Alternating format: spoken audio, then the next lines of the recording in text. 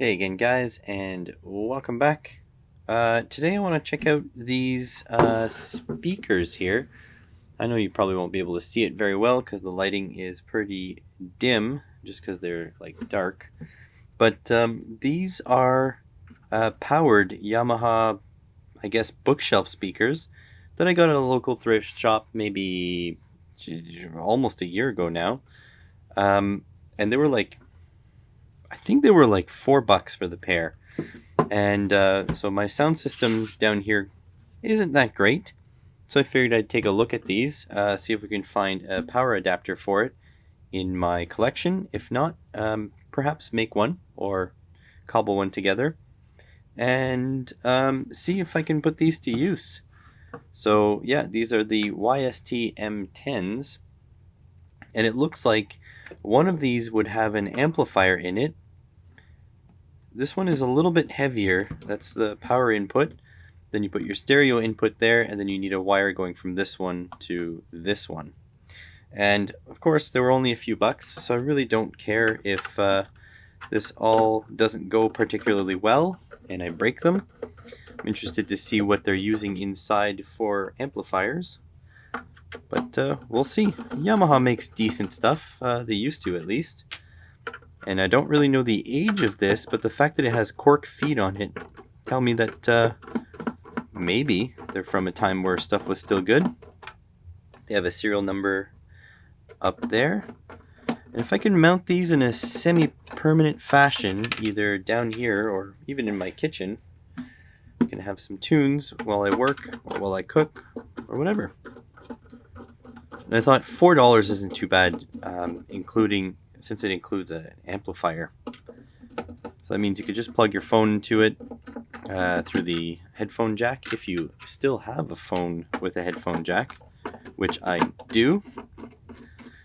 Or you can run, let's say, a Raspberry Pi with your music collection on it. I don't know if you can access Spotify through the Raspberry Pi. Oh, this one's open. Let's see what we have here. So we've got a couple knobs here. We've got power, we've got presence, whatever that means. I'm not an audiophile. And we've got volume. So opening this up. Well, that's interesting. Very interesting. Okay, let's see if I can... They've got some connectors here. Some of these are soldered, though. Looks like the speaker is soldered, so I'll have to see what I can do about that. But there are some connectors here. I can pull out.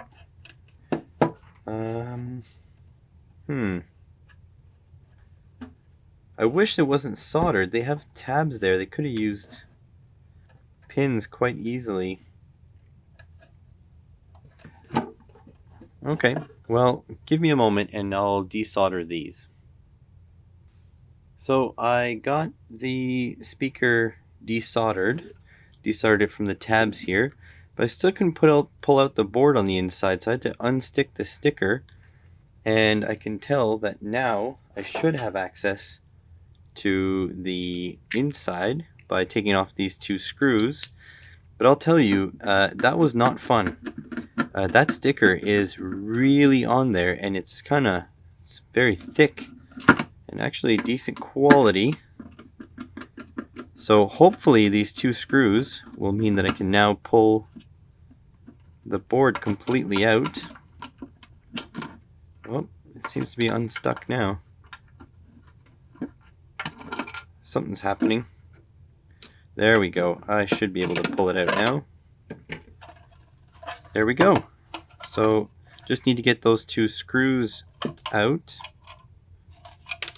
There's one, and the other one is in the holder there. So that's completely apart. Now, the heft of these speakers, I believe, comes directly from the speaker, because none of these parts are heavy at all. So this is just a cheap plastic sort of housing. So it's not coming from this, that's for sure. But I see there's a lot of space in there to drill a hole for a mounting bracket if I need to. I would just seal it up because I can see that this is a ported speaker housing. It has this little tube here to it works with the speaker in tandem to make great sound. So I think the next step is going to be to take a look at this board. Going to be to take a look at this board and the speaker itself, because it's pretty chonky. And then we're going to figure out what the heck's going on here. So let me take a look at these things off camera and I will bring you back. And so here is what we have. So we've got a pretty big heatsink here. And on that heatsink is this LA4700. That's a Sanyo 2-channel 18-watt amplifier specifically for automotive use. I think the use of an automotive chip is pretty smart here because this runs on a DC single supply voltage. So that's pretty good. And because it's DC, and don't forget that speakers need a measured amount of space in their boxes, you don't need to have an AC to DC brick on the inside. But yeah, this thing will work fantastically. So that's pretty good. Here, looks like it's one for each channel, there is a C4750HA. So there's one on this side and there's one also on this side here. That's in the single inline package. And that seems to be a NEC dual op amp, probably running it as a preamp for each channel. Got a whole bunch of capacitors, probably as support for our amplifier, and you've got 2 power resistors, probably to limit the maximum amount of current going to the speakers. So this is a pretty simple board altogether, but the one thing I'll have to say is the heatsink is cheap. It's just a bent piece of maybe aluminum. Yeah, aluminum. And the cleanup was terrible. These are all fingerprints in the flux from the factory. Now the other board that comes from the front here, which I just pulled off and the knobs just come right off, you've got these really nice stereo potentiometers. So they're potentiometers for they affect both channels equally, and they're really nice. They feel really good. They have a resistance. They have like sort of like a torque needed to spin them, and they're very, very smooth. Then you have this simple push sort of latching switch, and you have this LED up on a pedestal. And then you have a few caps here, and you have another one of those C4570HA dual op amp basically. And I think that's because they use one of these to color the sound. I think that's what the presence is for. Not 100% sure. I'm not really an audiophile, but that's what I assume. And those connections will go right over onto the main board with these connectors. Same thing, single-sided, or well, I guess yeah, it's a single-sided board, and the flux residue has not been cleaned off particularly well, but whatever. I mean, it still works. And then we've got the bulk of the weight is in these drivers. So these use the Yamaha XM887AO drivers. And these things are not actually reviewed that much. So they're like internal, right? They're only for inside of products, really. You can't really buy them separately. But they are 6 watts piece. So that would make sense. Use a 12-watt amplifier. I believe they are 4 ohms. I don't think I picked up on that. But they are a 3-inch full range driver. So the speaker plus this tube here is what's responsible for the audio quality. So yeah, I guess we need to put this thing back together and see if we can find a power supply and make some noise with it.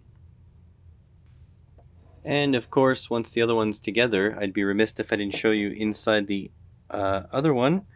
And it's the exact same casting. It's got the same pillars in there, plastic pillars. But all it has is the one speaker and 2 wires soldered onto a little board that supports this input jack. I think this is just a mono jack, but it shouldn't matter. A regular tip ring sleeve should work just fine. So I'm going to put this one together, and then we're going to see what kind of power supply we can find. And so I have managed to find a 12 volt power adapter, which I got from the local thrift store, I guess months ago, maybe a year ago. 12 volt, 3 amps. Should be plenty for this. That 12 volt 3 amp is 36 watts. This thing should push a maximum of 12 watts. And it's lower than the 14, but as far as I know, the only thing that happens when you change the voltage on a op amp is just the drive will drop. So I should be able to drive these at a lower volume than the maximum 14, but it should be okay as far as I know. Now, this cable is actually interesting because it keeps like summoning my Google Assistant, and I really don't know why. I really don't want my assistant summoned, but whatever. Anyways, if I power this on, and I've got a video that you guys might recognize, the volume knob turned down. I'll just turn this up. So it's maybe like at 1/10 of the sort of volume, and it's pretty good volume, and I can crank it up quite a bit. The only thing I don't know is what the presence does. It seems to change from like preferring treble to preferring bass, or maybe it's just the mid-range. But either way, these speakers are actually very good for their little size. Not bad at all. My cables are cheap, and I have a stereo cable going from left to right, but it all seems to work just fine. So I guess these speakers, for the couple of dollars it cost me and the $2 it cost me for this power supply, actually extremely good value. Thanks again for watching.